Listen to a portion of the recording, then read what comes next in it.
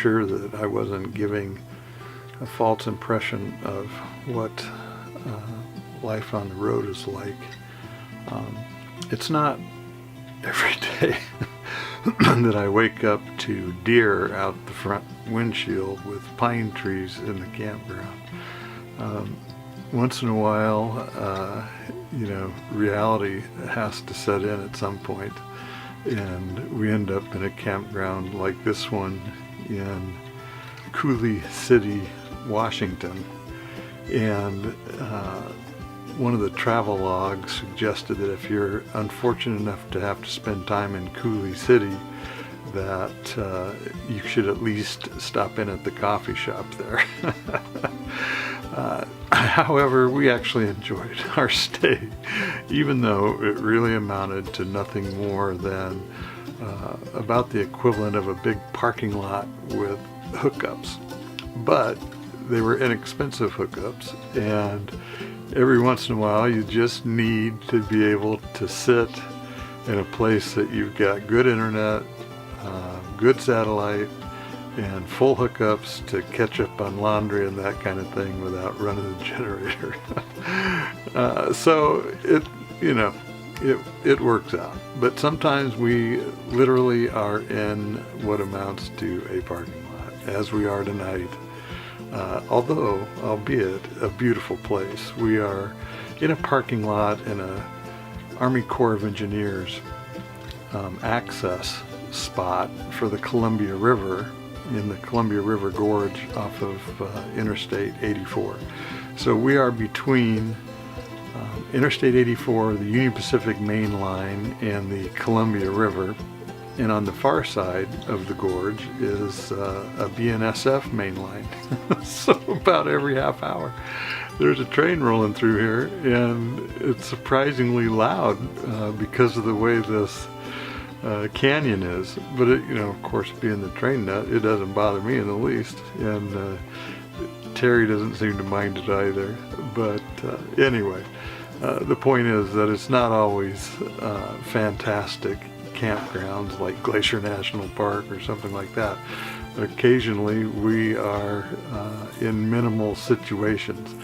The great thing about a place like where we are tonight is that it's completely and totally free. No charge whatsoever. So from that standpoint, spending a night or even 2 nights here, to catch up on some work or whatnot is great.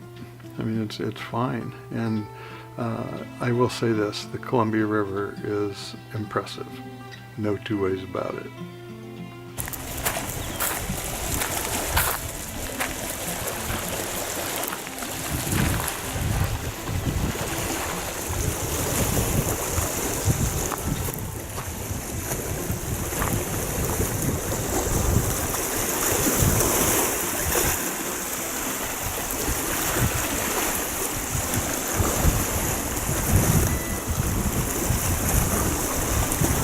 There are parts of this campground that are pretty. It isn't all just desert.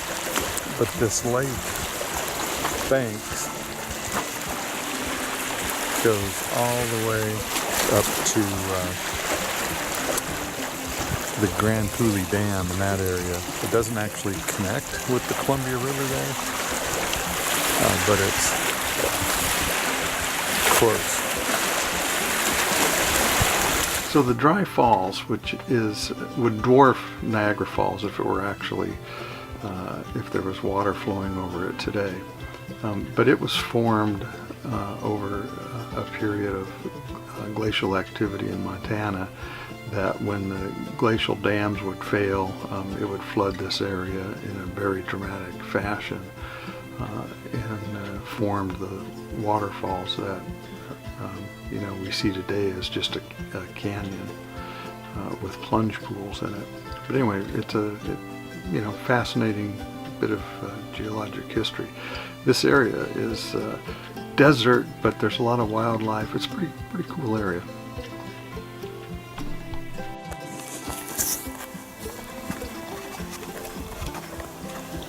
There's a little guy just getting warm in the sun. That feel good, buddy?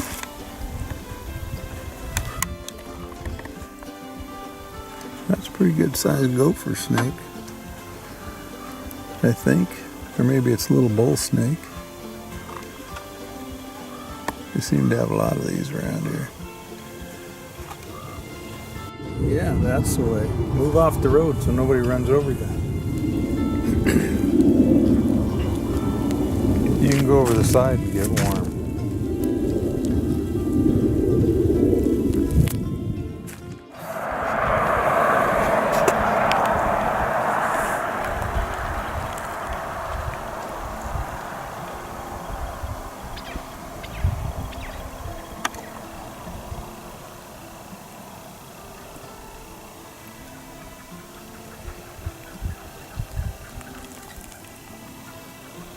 That was a pretty big covey of quail that just flew up onto that ridge.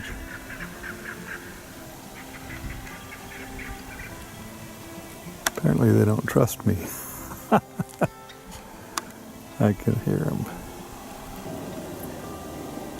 They're coming out to check up there on the rocks. I don't know if they're showing up or not. Hear them?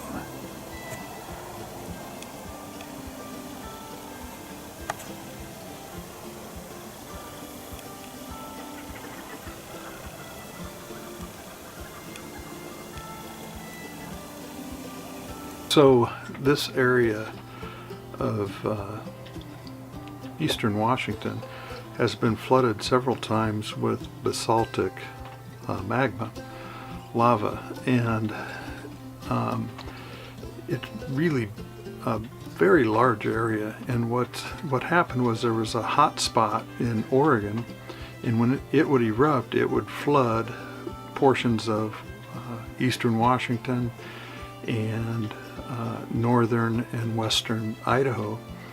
And so anytime you come through here, you'll see this black basalt, these formations, and then they form columnar basalt as they cool.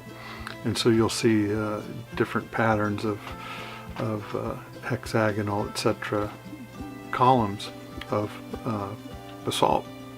But the interesting thing to me about that is that these floods, they're able to measure the temperature based on the crystals in the basalt. They were able to estimate the change in temperature from where these things originated and where they stopped flowing. And based on how that cooled down, they were able to determine that these things move pretty rapidly and that these floods actually would take place over just a few days.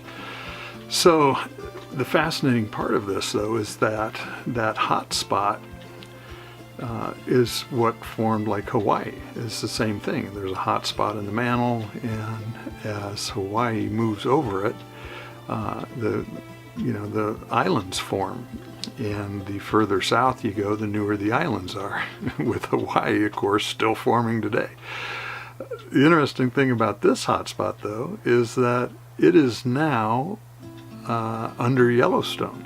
So the continent, as the mass has moved, that's where this hotspot that generated all this stuff is. And of course, we know that Yellowstone, when it erupts, it's a big deal. So, whether that'll happen again, remains to be seen. I would assume that it will at some point. Having the chance of that in any one lifetime is, infinitesimally small, but hey, you never know, I guess.